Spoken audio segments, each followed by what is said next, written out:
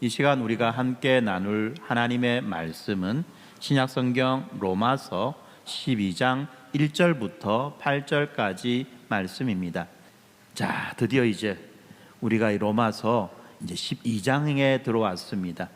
로마서 12장. 성경을 좀 알고 계시는 분들은 이미 눈치채셨겠지만 이제 우리는 이 로마서에 있어서 큰 산맥을 하나 넘었던 것입니다. 로마서를 우리가 지금까지 배웠던 이 로마서를 한번 생각해 본다면 로마서 1장부터 8장까지는 우리 구원에 대한 이야기입니다. 우리가 어떻게 구원받은 자가 되었는지 이것을 아주 심층적으로 분석해서 우리들에게 말씀하고 있지요. 그리고 난 다음에 이어지는 9장부터 11장까지는 그런데 우리가 이렇게 구원을 받았는데 그러면 하나님의 약속을 받은 백성 이스라엘은 도대체 어떻게 되는 것입니까? 왜 그들은 이 모양 이 꼴입니까? 왜 예수를 믿지 않고 그들은 살아갑니까? 라고 하는 그런 이제 질문이 일어난 거죠. 그렇게 이제 질문이 일어났기 때문에 바울은 그 질문들에 대해서 이제 자세하게 대답해 주고 있는 것입니다.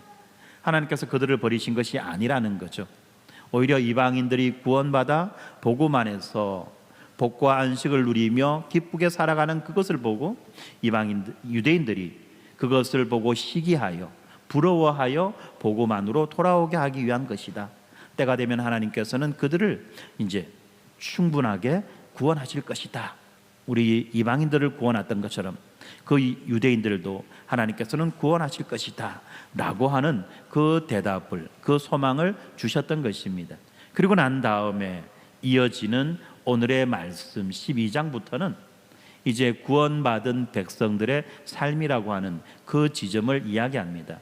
우리가 이렇게 구원받은 자인데 그러면 구원받은 자가 어떻게 살아야 되겠습니까? 라고 하는 그 이야기를 하고 있는 거죠.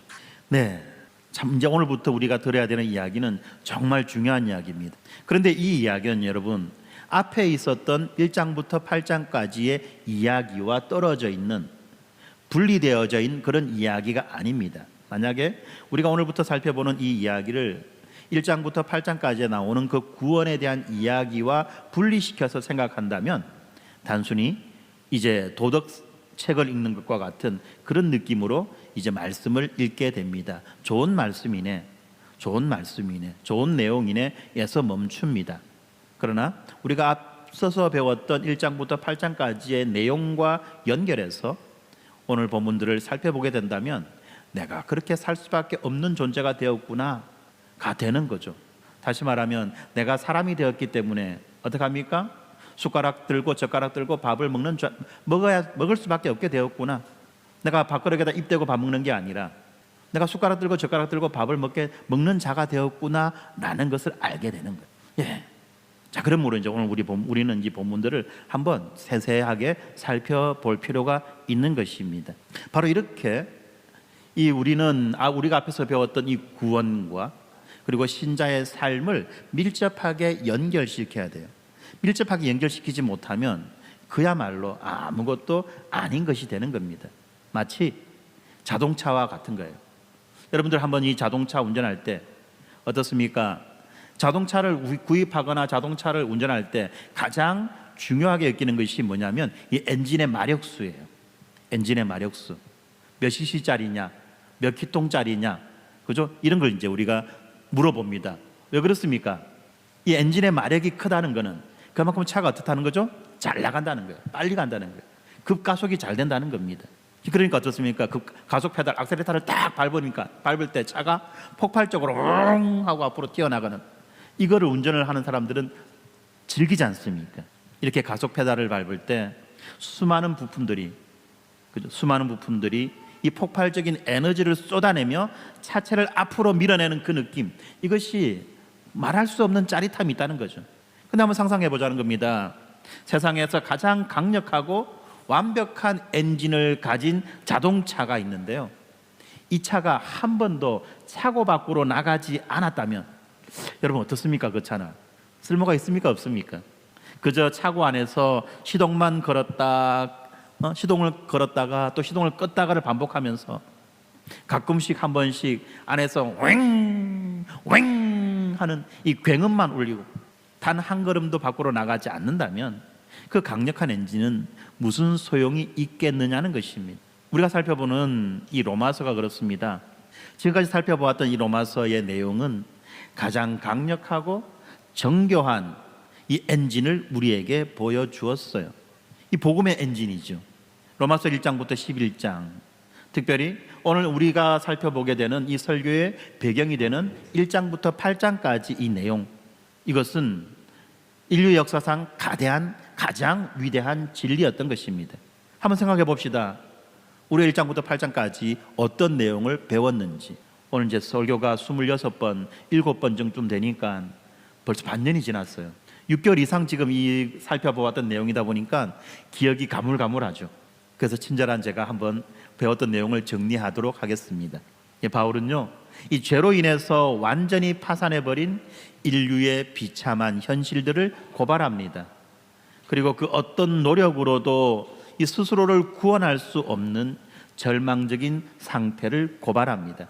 그리고 바로 그 절망의 한복판에서 하나님께서 마련하셨던 그 상상할 수 없었던 그 구원의 길, 오직 믿음으로 의롭다함을 받는다고 하는 이싱칭의의 그 감격적인 소식을 선포합니다.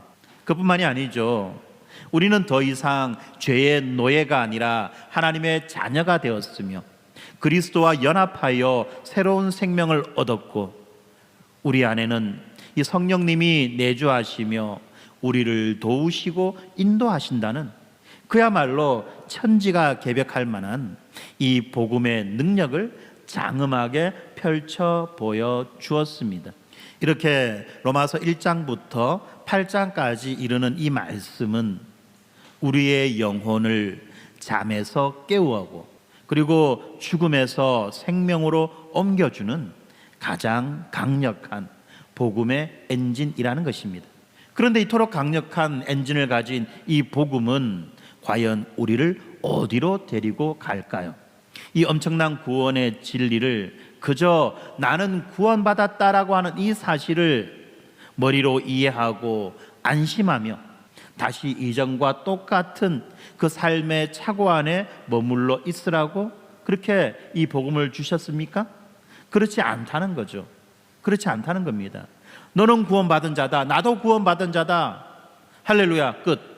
그러고 난 다음에 그 구원받고 받은 이후의 그 삶은 구원받은 자로서의 삶이 아니라 구원받기 전에, 하나님을 알기 전에 하나님과 상관없이 살아갈 때에 그러한 삶의 모습으로 살아간다 한다면 우리가 받은 구원은 도대체 뭐냐는 것입니다. 어떤 사람들이 이렇게 말합니다. 우리가 구원받았고 그냥 이 세상 속에서, 이 죄 많은 세상 속에서 그냥 고통스럽게 살다가 우리가 이 세상 떠나서 천국 가면 그때부터 행복해지는 거야. 무슨 말입니까? 죽을 날만, 우리가 구원받았으니까 이제 죽을 날만 기다리며 사는 거야. 주님 빨리 오십시오. 빨리 나를 데려가십시오. 이 험한 세상, 이 고통스러운 세상 더 이상 살기 싫습니다. 자식들도 말 안 듣고요, 서방도 말 안 듣고요. 이거 살아서 뭐합니까 이거 도대체. 주님 빨리 나 좀 데리고 가십시오. 그게 우리의 삶이 아니라는 거예요, 여러분. 많은 사람들이 이런 식으로 자기의 삶을 생각하는데 그런 삶이 구원받은 자의 삶이 아니고 우리들로 하여금 그렇게 살아가라고 하나님이 우리를 구원하신 것이 아니라는 겁니다, 여러분. 목사님, 그 증거가 뭐예요? 오늘 본문이 그 증거 아니겠습니까? 12장 1절입니다. 1절은 이 모든 질문을 단 하나의 단어로 대답합니다. 어떤 단어입니까? 그러므로.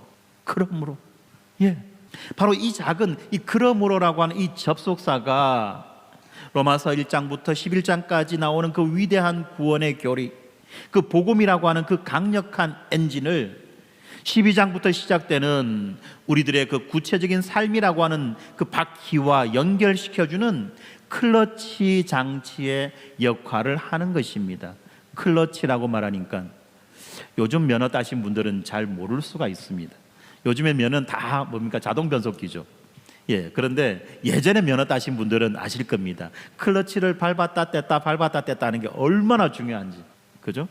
예, 자동 변속기라는 게 나와가지고 다행히 우리가 일일이 그 클러치를 밟았다 뗐다 하지 않아도 될 만큼 그렇게 이제 차가 발전했습니다만, 자동 변속기를 가지신 분들에게 말씀드리는 것은 어떤 거냐면, 차가 안 나가요. 차를 밟았는데 차가 안 나갑니다. 좀 더 세게 밟았는데도 차가 안 나가요. 엔진만 웅웅 하고 차가 안 나갑니다. 왜 안 나갈까요? 왜 안 나갑니까? 기아를 어디다 놨습니까? 기아를 지금 기아를 어디다 놨죠? 예, 기아를 P에다 놨거나 아니면 또 N에다 놨기 때문에 그래요. 기아를 N에다 놨기 때문에. 기아 중립이 뭐예요? 클러치가 떨어져 있는 거예요. 그래 놓고 나면 집에 전화합니다. 여보 차 안 나가. 큰일 났어. 왜 안 나가? 밟아봐. 소리는 나는데, 밟으면 소리는 나는데 차가 안 나가. 어떻게 해야 돼? 이런 일이 생긴 겁니다. 이런 일이 바로 이 그러므로가 이 엔진과 바퀴를 연결해주는 그 클러치의 역할을 한다는 것입니다. 바울이 이렇게 말합니다. 형제자매 여러분, 우리가 함께 확인한 이 놀라운 하나님의 자비하심을 생각해 보십시오. 우리를 구원하신 그 하나님의 은혜를 생각해 보십시오. 그러므로 이제 우리는 달려가야만 하는 것입니다. 그렇지 않습니까? 우리는 이 복음의 차를 타고 달려가야 되는 거예요. 그냥 차고 안에만 넣어놓고 야, 내 차 좋네, 그게 아니라는 겁니다. 그러면 그 목적지가 어디입니까? 어디로 달려가야 될까요? 이 복음이라고 하는 이 엔진이 우리를 태우고 달려가는 그 최종 목적지는 과연 어디입니까? 오늘 본문은 그 목적지가 바로 예배라고 선언하고 있습니다. 예배. 또 예배라고 하니까 어떤 분들에게는 두려움과 공포로 밀려올 수 있고, 어떤 분들에게는 깝깝함으로 밀려올 수 있고, 아마 다양한 느낌으로 아마 이 예배라는 느낌이 다가올 겁니다.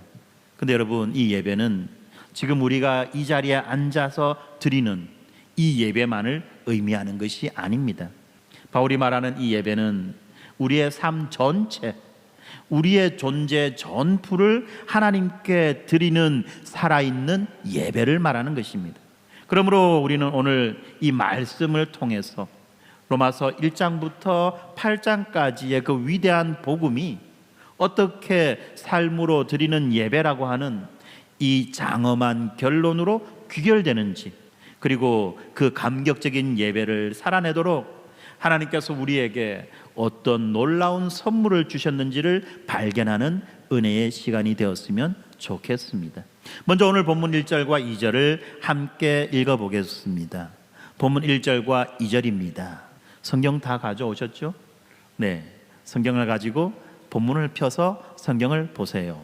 함께 읽겠습니다. 시작. 그러므로 형제들아, 내가 하나님의 모든 자비하심으로 너희를 권하노니 너희 몸을 하나님이 기뻐하시는 거룩한 산 제물로 드리라. 이는 너희가 드릴 영적 예배니라. 너희는 이 세대를 본받지 말고 오직 마음을 새롭게 함으로 변화를 받아 하나님의 선하시고 기뻐하시고 온전하신 뜻이 무엇인지 분별하도록 하라. 아멘. 네, 이 바울은 이 로마서 1장부터 8장까지 이 모든 복음의 진리를 이 두 구절 안에 응축시켜서 하나의 결론을 제시합니다. 그것은 바로 삶으로 드리는 영적 예배인 것입니다. 뭐라고요? 삶으로 드리는 영적 예배. 이 예배는 단순한 종교 행위가 아닙니다. 이 예배는 바로 복음의 진리를 깨달은 자에게서 터져 나오는 필연적인 결과라는 것입니다. 필연적인 결과라는 거예요. 그렇지 않습니까? 우리가 지난 시간에 이 바울이 하나님의 그 구원에 대해서 설명하고 하나님의 그 구원이 담고 있는 그 놀라운 비밀, 미스테리온, 이 비밀에 대해서 설명하고 난 다음에 너무나도 감격하여 그 바울이 어떻게 합니까? 하나님을 찬양하지요. 하나님을 찬양했습니다. 그 찬양에 이어서 나오는 것이 바로 이 예배라는 것입니다. 이 예배는요, 먼저 생각해야 될 것이 칭의의 감격으로 드리는 것입니다. 칭의의 감격. 로마서 1장부터 5장까지 바울은 무엇을 말합니까? 모든 사람이 죄를 범하여 하나님의 영광에 이르지 못했다라고 선언합니다. 이 바울이 율법의 행위로는 하나님 앞에 의롭다 하심을 얻을 육체가 단 한 명도 없다고 못 박았던 것처럼 우리는 영적으로 완전히 파산한 상태였던 것입니다. 영적으로 완전히 파산한 상태예요. 신용불량이에요. 신용불량 걸린 자들에게 어떡합니까? 날마다 전화 오죠? 그죠? 아침 저녁으로 전화 옵니다. 시도 때도 없이 전화 옵니다. 뭐 하라고? 빚 갚으라고. 우리는 그런 자였다는 것입니다.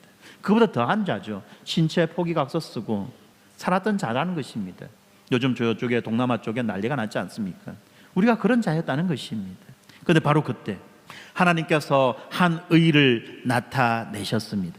우리의 행위와는 아무런 상관없이 오직 예수 그리스도를 믿는 그 믿음을 통해 값없이 의롭다 하심을 얻는 길을 열어주셨습니다.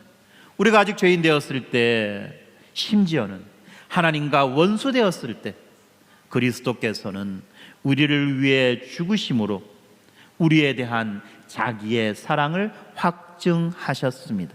성도 여러분, 이 은혜의 크기, 이 사랑의 크기가 느껴지십니까? 영원한 사망의 빚을 진 우리에게 하나님께서는 아들의 생명으로 그 빚을 모두 갚아주시고 우리를 향해 너는 이제 의로운 자다, 너는 이제 더 이상 빚 갚을 필요가 없는 자다, 너는 내 자녀다 라고 선언해 주셨다는 것입니다. 이렇게 압도적인 은혜 앞에서 우리가 할 수 있는 유일하고도 합당한 반응은 무엇입니까? 우리가 이 은혜를, 이 압도적인 은혜를 생각하고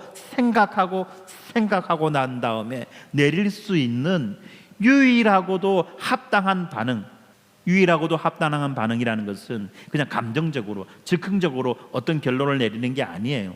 생각한 끝에 내리는 아주 이성적이고 합리적인 반응을 말하는 것입니다. 그것이 뭡니까? 하나님, 내가 이 은혜를 갚기 위해서 오늘부터 열심히 율법을 지키겠습니다. 이겁니까? 이게 아니라는 거예요. 이 은혜는 결코 갚을 수 없는 것입니다. 마치 1만 달란트 빚진 자가 뭐라고 말합니까? 내가요 이제부터요 열심히 일해가지고요 그 빚을 갚을게요. 나를 용서해 주세요. 나를 놓아주세요. 나가면요 내가 돈 떼돈 벌어가지고 내가 갚아드릴게요.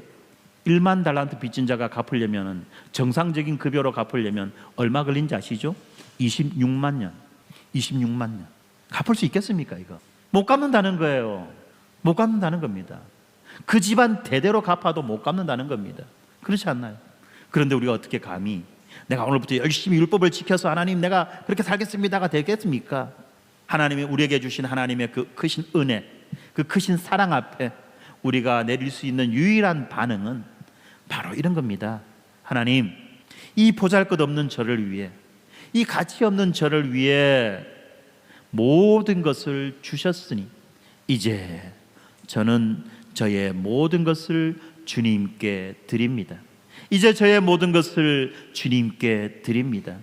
바로 이것이 우리의 몸을, 우리의 삶 전체를 기쁨의 산 제물로 드리는 예배라는 것입니다. 구약의 제물이 이 죽은 동물의 피로 드리는 것이었다고 한다면 이 신약의 성도가 드리는 제물은 예수 그리스도의 피로 새 생명을 얻은 우리의 살아있는 삶 그 자체라는 것입니다. 우리의 살아있는 삶 그 자체를 하나님께 드리는 것입니다. 두 번째로 이 예배는 새 생명의 능력으로 드리는 예배입니다. 새 생명의 능력으로 드리는 예배. 로마서 6장과 7장에서 바울은 더 이상 우리가 죄의 종이 아니라고 선언합니다. 우리는 이 그리스도와 함께 십자가에 못 박혀 옛사람은 죽었고 그의 부활과 연합하여 새로운 생명 가운데서 살아나게 되었습니다. 그리하여 더 이상 죄가 우리를 주장하지 못합니다. 왜냐하면 우리는 죄의 종에서 의의 종으로, 어둠의 자녀에서 빛의 자녀로 신분이 완전히 바뀌었기 때문에 그런 것입니다.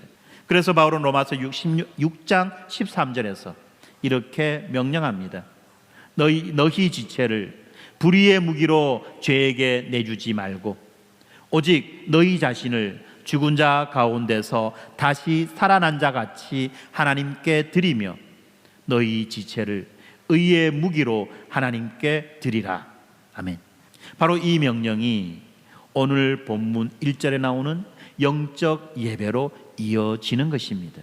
우리의 손과 우리의 발, 우리의 눈과 입, 우리의 시간과 재능, 이 모든 것을 더 이상 죄를 위해 사용하지 않고 하나님의 의를 이루는 거룩한 도구로 드리는 것, 이것이 바로 새로운 신분을 얻은 자가 드리는 당연한 예배라는 것입니다. 그렇기 때문에 여러분, 이 시간에 나와서 주일날 나와서 1시간 이 자리에 앉아 있는 것, 이것이 예배의 전부가 아니라는 거죠. 우리가 일터에서 정직하게 일하는 손이 예배입니다. 이웃을 향해서 축복의 말을 건네는 입술이 예배입니다. 하나님의 영광을 위해서 우리의 재능을 사용하는 모든 순간이 바로 하나님께서 기쁘게 받으시는 영적 예배라는 것입니다. 우리 공부하는 자녀들도 마찬가지입니다. 단지 자기의 성공만을 위해서 이 세상에서 잘 먹고 잘 살고 떵떵거리며 살아가기 위해서 그러한 수단으로 공부를 택하고 열심히 공부한다면 그거는 자기를 위한 공부이겠지만 하나님의 뜻을 드러내고 나타내기 위해서 나를 사랑하시고 나를 구원하신 그 하나님의 그 구원의 은혜를 내가 다른 사람들과 함께 나누기 위해서 택한 수단이 공부였고, 그리고 그 공부를 최선을 다해서 열심히 한다면 그것은 하나님께 드리는 예배라는 것입니다. 운동장에서 공을 차는 것도 마찬가지입니다. 내 성공을 위해서 많은 돈을 벌고 이 세상에서 출세하기 위해서 내가 그렇게 공을 찬다면 그거는 결국 자기를 위한 것이지만 이기적인 삶이죠. 그러나 그것이 나를 구원하신 하나님의 영광을 드러내기 위해서 공을 찬다고 한다면 그 공을 차는 그 순간이 바로 살아있는 예배라는 것입니다. 우리가 일상에서 살아가는 모든 삶의 그 순간순간이 다 예배가 될 수 있다는 것입니다. 어떻게 살 때? 하나님의 영광을 위하여 살아갈 때, 우리 하나님이 어떤 분이신지를 드러내기 위한 방식으로 그런 삶을 살아갈 때, 그것이 바로 삶의 예배라는 것입니다. 그것이 바로 새 마음을 가진 자의 예배입니다. 마지막으로 이 예배는 성령의 인도로 드리는 예배입니다. 로마서 8장에서 바울은 우리의 힘과 의지로는 불가능한 이 놀라운 삶이 어떻게 가능한지를 말해주고 있죠. 육신에 속한 우리는 하나님을 기쁘시게 할 수 없습니다. 그렇죠. 육신에 속한 우리가 만약에 육신에 속해 있다 한다면 자기의 정욕과 욕심과 탐심, 이기심, 이것에 휩싸여 살아가고 있다 한다면 사람은 결코 하나님을 기쁘시게 할 수 없다는 것입니다. 요즘 동남아에서 일어나고 있는 참 비참한 사건들 여러분들 보고 계시죠. 사건이 점점 밝혀지고 드러나면서 많은 생각들이 듭니다. 처음에는 단순하게 일방적인 피해자였는 줄 알았는데, 그런데 그 사건을 들여다볼수록 피해자가 아니라 가해자였고, 가해자이며 동시에 피해자인 이런 웃기는 이야기들이 생기는 겁니다. 그곳이 어떤 곳인 줄 알면서, 거기에 가면 어떤 위험이 있는 줄 알면서 불나방처럼 그곳을 향해서 뛰어들고 있었어요. 월수천, 한 달에 1,000만 원 벌 수 있다, 2,000만 원 벌 수 있다. 그것 때문에 불나방처럼 무모하게 그곳을 뛰어듭니다. 그리고 때로는 가해자가 되었다가 때로는 피해자가 되었다가, 그러나 가해자이든지 피해자이든지 결국은 뭡니까? 그곳에 있는, 그곳을 관리하고 지배하는 그 몇몇 사람들의 희생양이 되는 거죠. 마지막에는 어디까지 갑니까? 여자들은, 그죠? 아주 성적으로, 남자들은 마지막에는 어떻게 돼갑니까? 마지막에는 장기매매, 장기적출이에요. 그리고 끝은 어디입니까? 소각장에 들어가서 흔적도 없이 사라지는 것. 그곳으로 뛰어들어가는 사람이 때로는 가해자가 되었다가 때로는 피해자가 되었다가 나름 일정한 무언가를 얻으며 살아가는 것처럼 보여지지만 헤어나올 수 없는 그 굴레 속에서 그 결국은 장기적출, 소각장, 이게 그들의 운명이라는 겁니다. 누가 시켰습니까? 물론 시킴을 받았다라고 여겨질지도 모르지만 그렇지 않잖아요. 다 들어간 거 지발로. 꼬임에 의해서 들어갔든지 뭘 어떻게 해서 들어갔든지, 심지어는 어떻습니까? 나라에서, 정부에서 구해주겠다고, 그곳에서 더 이상 살지 않아도 된다고 구해주겠다고 하는데 오지 않겠다고 하잖아요. 왜 안 나온다 합니까? 이곳에 오면 받을 벌이 있기 때문에. 그 벌이 두려워서. 진짜 벌이 두려웠습니까? 여러분, 그 사람들이 이쪽에 와가지고 뭐 무기징역 받겠습니까? 사형을 받겠습니까? 기껏해야 몇 년이에요. 그런데도 안 나오려고 해요. 표면적으로는 내가 한국 돌아가면은 내가 받을 벌이 두려워서 안 갑니다, 지요.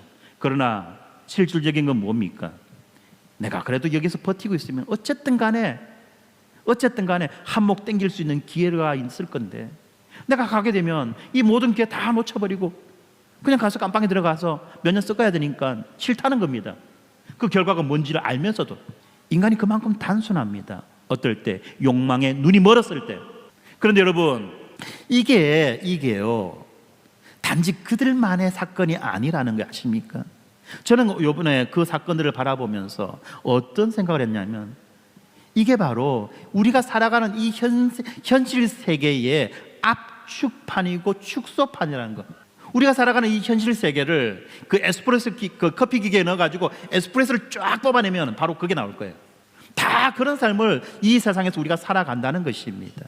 이 세상의 삶의 논리가 불합리하고 부당하고 그야말로 정상적이지 않다는 걸 알면서도 이 세상이 주는 그 유혹 때문에 이 세상의 방식으로 살아가느며 그걸 때로는 즐기며 그러면서 말하죠. 어쩔 수 없어요. 그리고 그 끝은 다 멸망. 그런데 복음은 무엇입니까? 우리가 더 이상 그렇게 살아가지 않아도 된다는 것입니다. 복음은 더 이상 우리가 그렇게 살아가지 않아도 된다는 것입니다. 그것뿐만이 아니죠. 그 동남아에 갔던 사람들, 한국 정부가 그들을 구해왔을 때 그들은 이곳에서 정당한 벌을 받아야 됩니다.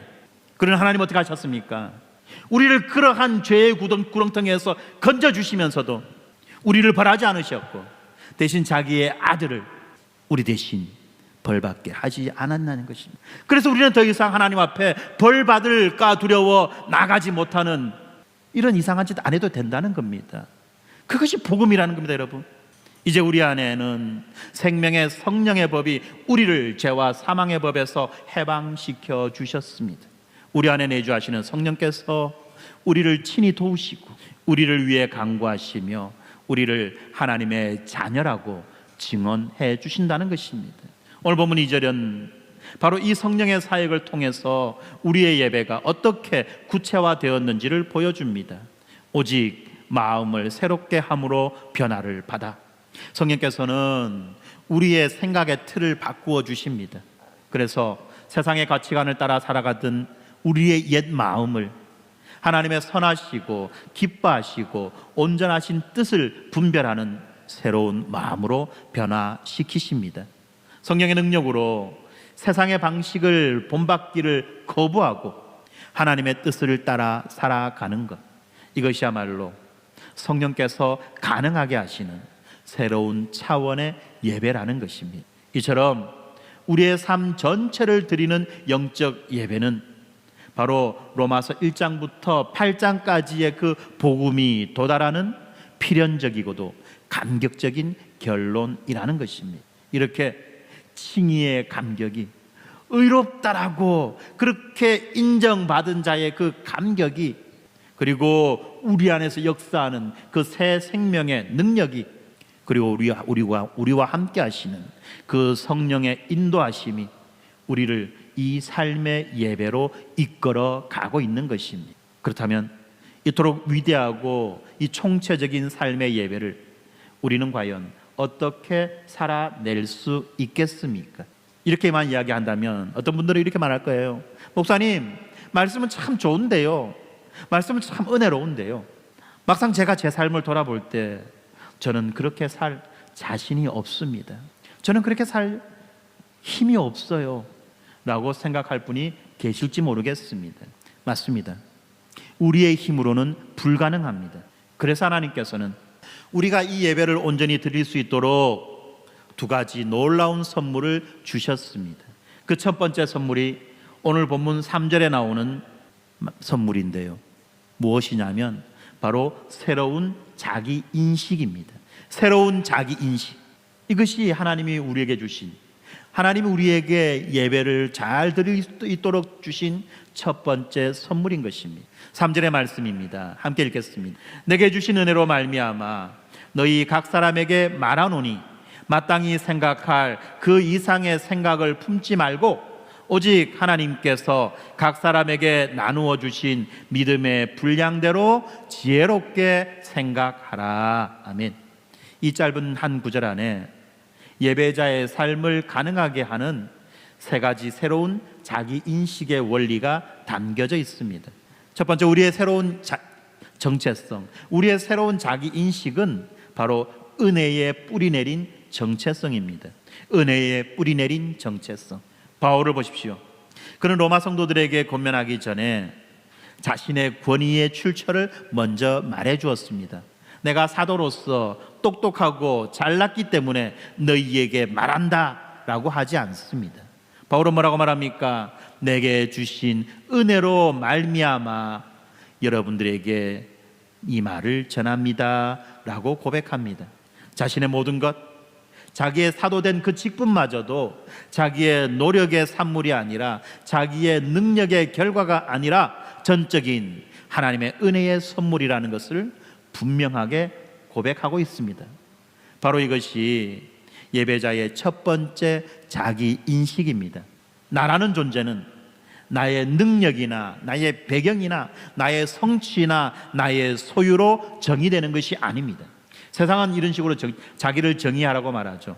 학생들은 몇 점 받았는지, 몇 등인지, 내신 등급이 몇 등급인지로 자기를 정의하라고 말합니다. 직장인들은 어떤 회사 다니는지, 월급을 얼마 받는지, 직위가 뭔지 이걸로 자기를 정의하라고 말합니다. 어떤 차를 모는지, 몇 평짜리 집에 사는지, 어떤 아파트에 사는지 이걸로 자기를 드러내고 자기를 증명하라고 세상은 자꾸 말해요. 그러나 하나님은 그렇지 않다는 거죠. 나는 전적으로 하나님의 은혜로 지금 이 자리에 서 있는 존재입니다. 별로 느낌이 없으시네요. 나는 전적으로 하나님의 은혜로 지금 이 자리에 서 있는 존재입니다. 뭔가 좀 섭섭하죠. 그래도 내가 좀 한 달에 좀 수입이 좀 있는데, 그래도 내가 나가면 어디 가서 놈들한테 사장님 소리 듣고 있는데, 내가 어디 가면 그래도 좀 공부 좀 한다는 이야기 듣는데, 뭐 그런 거 다 빼고 포 떼고 차 떼고 다 떼고 뭐 계급장 다 떼놓고 뭐 은혜라고? 이 은혜는 내만 있는 것도 아니고 다 있다 하는데 뭐 그러면 뭐야? 혹시 요래 가지고 섭섭한 분 계십니까? 그 나물에 그 밥이고 개밥에 도토리고 다 인생은 시궁창이라는 겁니다. 여러분, 내가 가진 모든 것, 건강, 재능, 가족, 심지어는 나의 구원까지도 내가 거저받은 선물이라는 것을 아는 것, 이것이 바로 새로운 자기 인식의 출발점입니다. 이렇게 말하면 어떤 분들은 자존심 상할 수도 모르겠어요.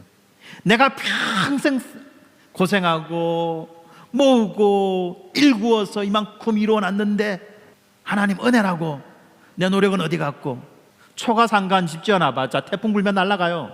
그렇지 않습니까? 그래서 우리는 두려운 거예요. 세상의 경제 위기가 언제 오는지, 무슨 혼란이 어떻게 되는지, 뭐가 어떻게 되는지 늘 두려워하며 걱정하며 염려하며 살잖아요. 왜? 내가 가지고 있는 그 초가상간 날아갈까 싶어서. 바람 불면 안 되는데, 불나면 안 되는데 늘 불안해하고 두려워하고 염려하고 사는 것이, 그래서 그런 것 아닙니까 여러분? 그런데 그저 받은 하나님의 선물이라는 것을 알게 되면 뭐가 겁나겠습니까? 뭐가 겁나겠습니까? 그냥 주셨는데, 한 번 그냥 주셨는데 두 번 그냥 안 주시겠어요? 뭐가 그렇게 겁납니까? 그럼 여러분, 이러한 은혜의 관점으로 우리가 자신을 바라보게 될 때 우리는 비로소 우리 삶의 주인이 내가 아니라는 것을 인정할 수 있게 됩니다. 인생 내 뜻대로 안 된다는 거 여러분 지금 뼈저리게 경험하지 않나요? 내 속으로 나 내 새끼들 한번 쳐다보세요. 그래서 우리가 웃는 이야기로 웃자는 이야기를 하지 않습니까? 하나님이 자식 주신 이유가 뭐냐? 그것도 한 개가 아니라 두 개, 세 개, 네 개 주신 이유가 뭐냐? 인생 네 뜻대로 안 된다는 거 철저하게 깨달으라는 겁니다. 그 자식 보면서 자기의 모습을 보라는 겁니다. 그렇지 않습니까? 그렇습니다. 은혜의 관점으로 자신을 바라보고 내 삶의 주인이 내가 아니라는 것을 인정하고 이 삶 전체를 우리에게 선물로 주신 주님께 기뻐할 수 있는 거예요. 그리고 그 기쁨으로 드리는 것이 예배입니다. 두 번째, 우리의 새로운 정체성은 겸손으로 특징되는 정체성입니다. 겸손. 이 세상에서 가장 힘든 게 뭐죠? 겸손 아닙니까? 오죽하면 아침마다 나오는 그 뭐 뉴스 중에 뭐 겸손은 뭐 어떻다고? 겸손은 어려운가 뭔가 있죠. 뭔가. 네, 겸손입니다. 가장 어려운 거예요.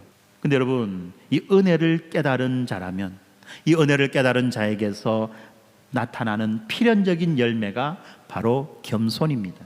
겸손이에요. 내가 왜 겸손하지 못할까? 내가 왜 자꾸 겸손하지 못할까? 그것은 바로 내가 은혜를 깨닫고 있지 못하기 때문에 그렇다는 겁니다. 그래서 바울은 명령합니다. 마땅히 생각할 것 그 이상의 생각을 품지 말아라. 무슨 말입니까? 교만하지 말라는 겁니다. 분수를 지키라는 거예요. 학생 여러분, 여러분들이 수학을 왜 배운지 아십니까? 수학이 어렵죠. 왜 수학 배운지 아십니까? 분수 지키라고, 분수를 알라고 수학을 배우는 거예요. 농담입니다. 왜 교만이 예배의 가장 큰 적이 되겠습니까? 교만은 나를 실제보다 더 크게 생각하게 합니다. 그리고 나를 삶의 중심에 두는 태도이기 때문에 그런 것입니다. 이런 교만의 대표적인 동물이 있죠. 보거. 보거 아시죠? 보거. 예, 어떻습니까? 보거가 자기 몸에 3배, 4배, 5배 빡 불리잖아요. 우리는 보거 새끼도 아닌데, 그죠? 자꾸만 자기를 크게 보이려고 그렇게 하는 겁니다. 그게 교만이에요. 그런데 예배가 뭡니까? 하나님을 하나님으로 인정하고 하나님을 내 삶의 중심에 모셔드리는 행위입니다. 그래서 이 교만과 예배는 결코 함께 할 수 없는 것입니다. 세상은 우리를 향해서 끊임없이 너 자신을 더 높이라, 너를 더 드러내라, 너의 가치를 증명하라고 그렇게 세뇌시킵니다. 그렇지만 복음은 정반대로 말합니다. 너의 가치는 이미 그리스도 안에서 확증되었다. 너의 가치는 이미 그리스도 안에서 확증되었다. 그러니까 더 이상 너 자신을 증명하려고 애쓰지 말고 하나님 앞에서 너의 있는 모습 그대로를 정직하게 바라. 무슨 말입니까? 무슨 말입니까? 졸부처럼 살지 말라는 겁니다. 졸부처럼. 졸부가 뭡니까? 졸부가 전혀 어떤 부자로서의 어떤 그런 자격과 자질이 되지 않음에도 불구하고 어떻게 하다 벼락을 맞아가지고, 그죠? 뭐가 생기니까 어떻습니까? 뭐 어떻습니까? 입에서 감질감질하네 막 그냥 뭐 한마디 하고 싶어서 참 3글자 돈 그걸 하고 싶어서 리얼 막 나오려는데 참 참습니다 제가. 네, 어쨌든 간에 드러내려고 길을 쓰지 않습니까?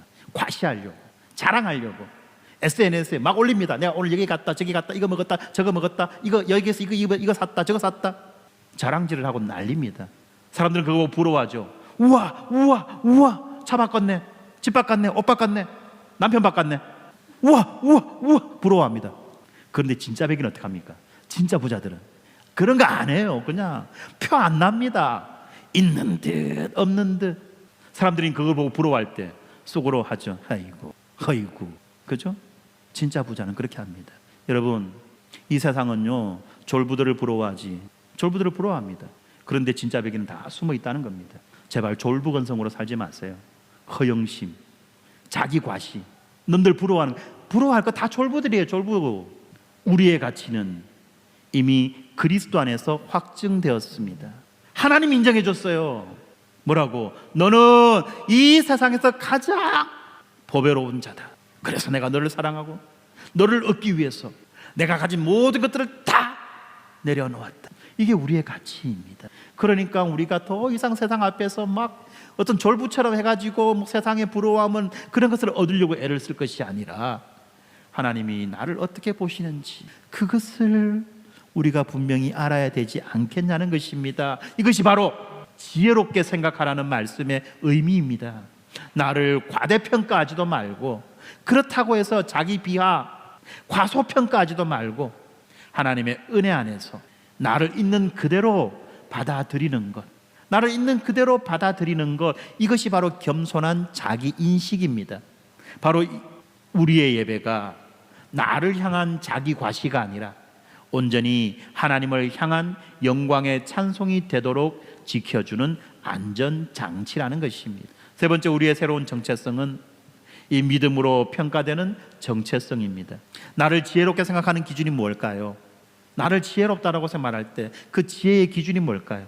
바울은 그 기준이 이 세상의 성공이나 인기가 아니라 하나님께서 각 사람에게 나누어 주신 믿음의 분량대로라고 말합니다. 믿음의 분량이 뭡니까? 경쟁적으로 누가 더 크고 누가 더 믿음이 크고 작은가를 재는 그런 게 아니라는 거죠. 비교하는 게 아니라는 겁니다. 바로 하나님께서 각 사람에게 고유하게 맡겨주신 역할과 기능이 있다는 것입니다. 하나님이 각 사람에게 고유하게 맡겨주신 역할과 기능, 이것을 우리는 은사라고 말하죠. 이 은사를 신뢰하고 받아들이는 태도를 의미합니다. 어떤 사람에게는 가르치는 역할을 맡겼습니다. 어떤 사람에게는 섬기는 역할을 맡겼습니다. 세상의 눈으로 보면 더 중요해 보이는 역할이 있고 또 덜 중요하게 보이는 역할이 있습니다. 그러나 하나님의 관점에서는 이 모든 역할이 똑같이 중요하다고 그렇게 역설합니다. 큰 역할, 작은 역할이 있는 것이 아니라 모든 역할은 우리가 충성해야 될 역할이라는 것입니다. 그렇게 될 때 작은 것에 충성할 수 아는 자가 큰 것에 대해서 충성할 줄 알게 되는 것입니다. 그렇지 않습니까? 그래서 우리는 무엇떠한 믿음이 있어야 됩니까?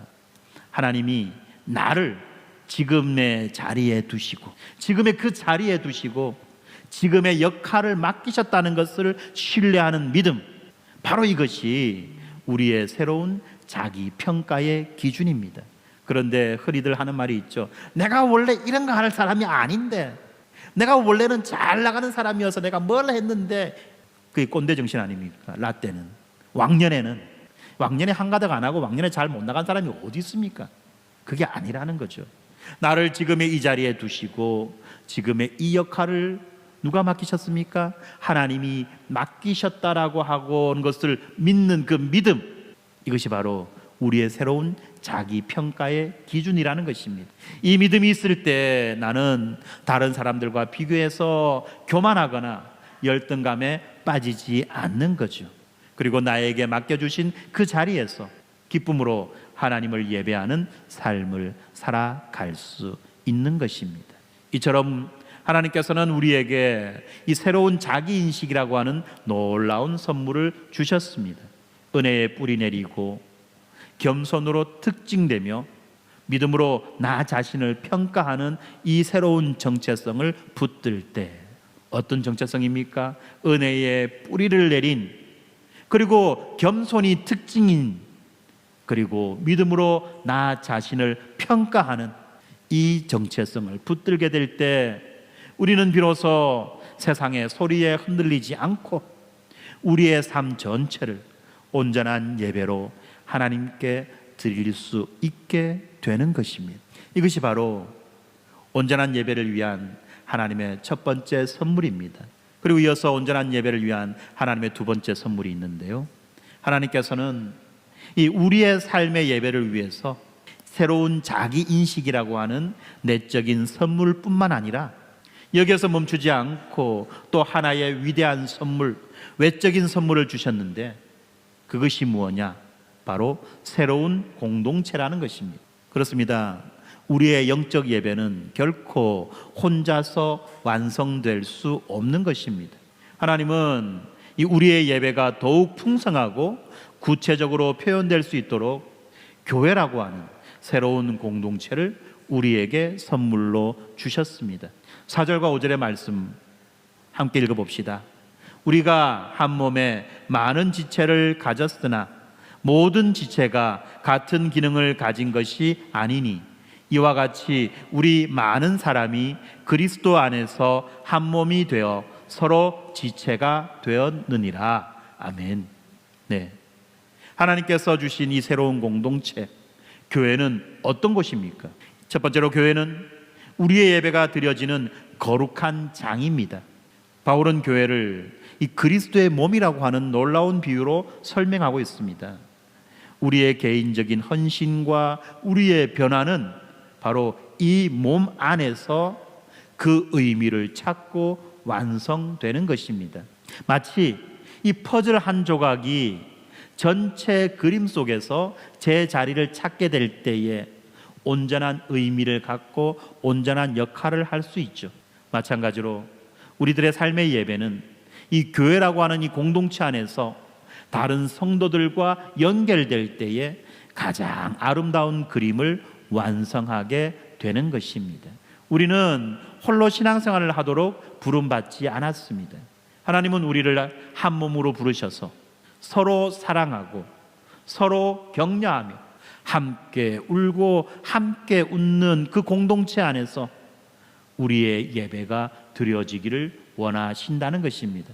여러분, 이렇게 주일 아침에 함께 모여 찬양하고 기도하는 것만이 예배가 아닙니다. 이것만이 예배가 아니라는 거예요. 그러니까 뭐도 포함됩니까? 예배 후에 함께 식사하고 교제하고 또 소그룹을 통해서 서로의 삶을 나누고 또 그 가운데에 어려움에 처한 지체를 위해서 함께 기도해주고 관심 가져주고 또 기쁜 일들을 함께 축하해주는 것, 이런 모든 것들이 바로 그리스도의 몸 안에서 드려지는 살아있는 예배의 현장이라는 것입니다. 이것이 다 예배예요. 다 예배입니다. 그렇기 때문에 어떤 사람들 주일날 그죠? 11시 땡 와가지고 예배 마치면 휙 가버리는 것, 이거는 제대로 된 예배라고 말할 수 없다는 것입니다. 두 번째로 교회는 우리의 예배가 구체화되는 도구를 제공해 줍니다.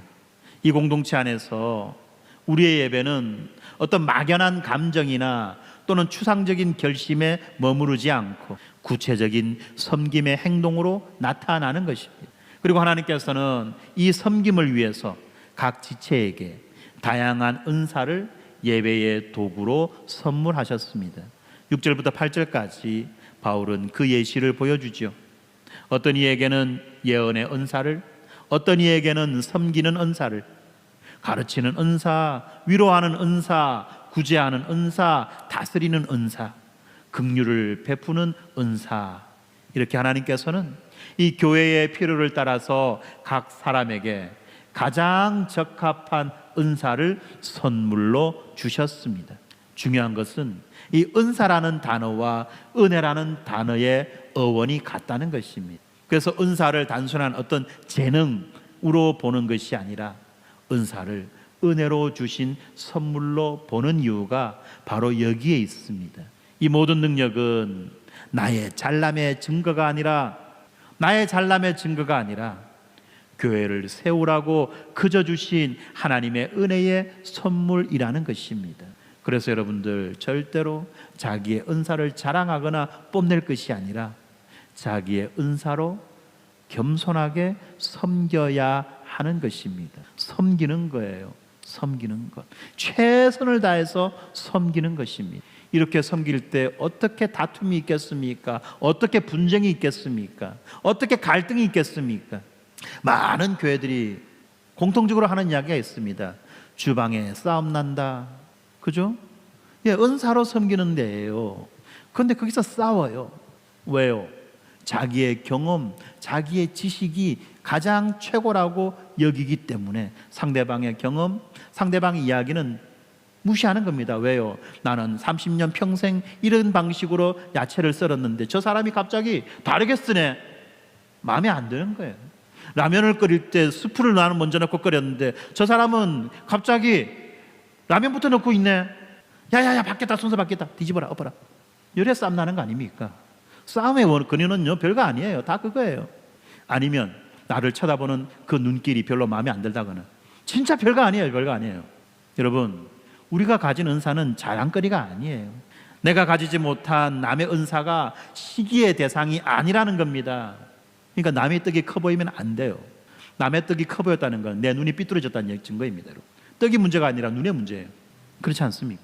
하나님께서 여러분들에게 주신 그 은사를 가지고 교회를 섬길 때, 그것이 바로 여러분이 하나님께 드리는 가장 독특하고 아름다운 예배의 행위가 되는 것입니다. 주방에서 묵묵히 설거하지 않은 손길이 예배입니다.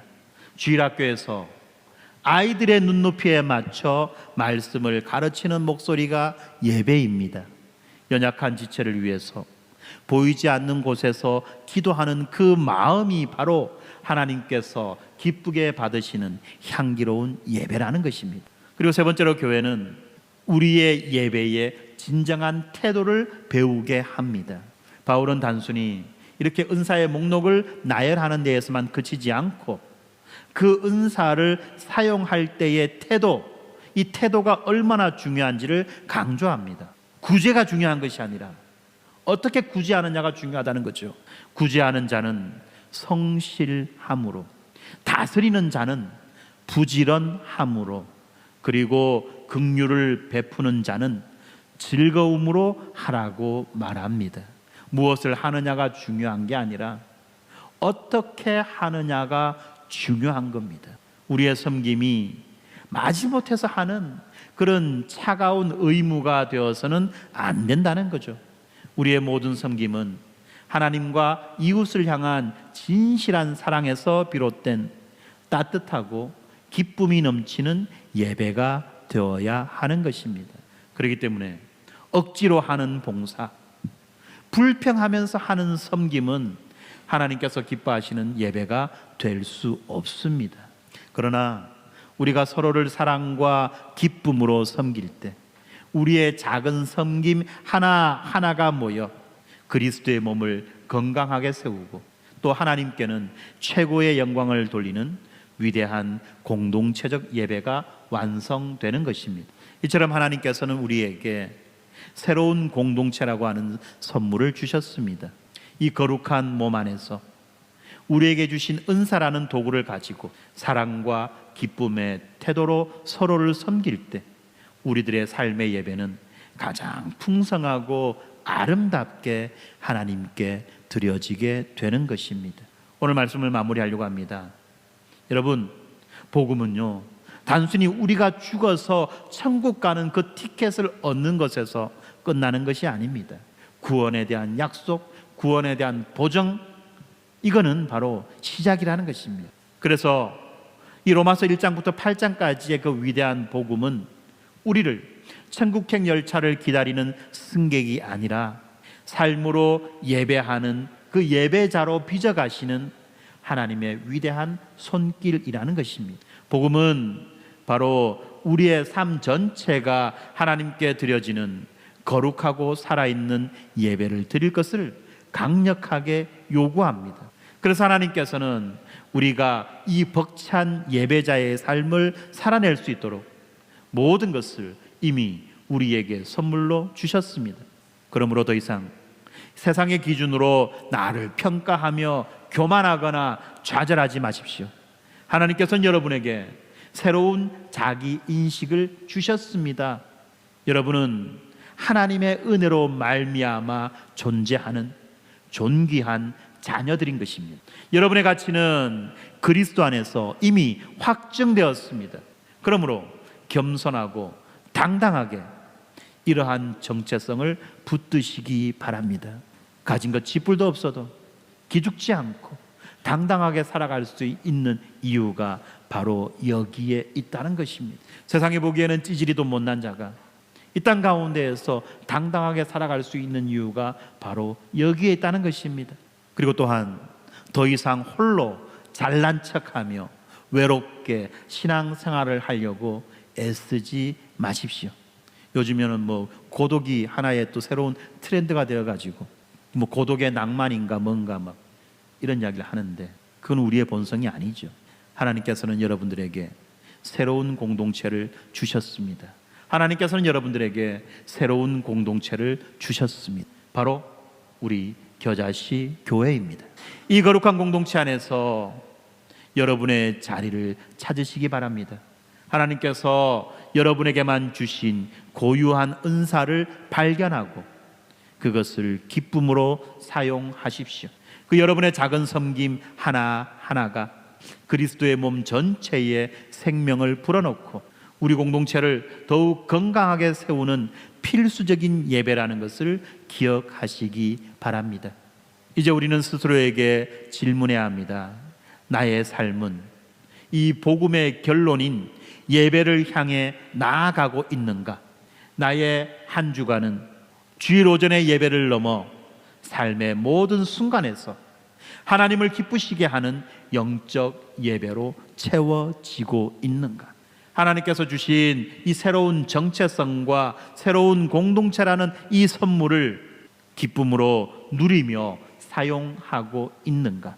간절히 바라기는 오늘의 이 말씀을 통해서 우리 모두가 다시 한번 이 복음의 능력 앞에 서기를 원합니다. 우리를 구원하신 그 놀라운 은혜에 감격하여 우리의 삶 전체를 기쁨의 산제물로 드리기를 결단합시다.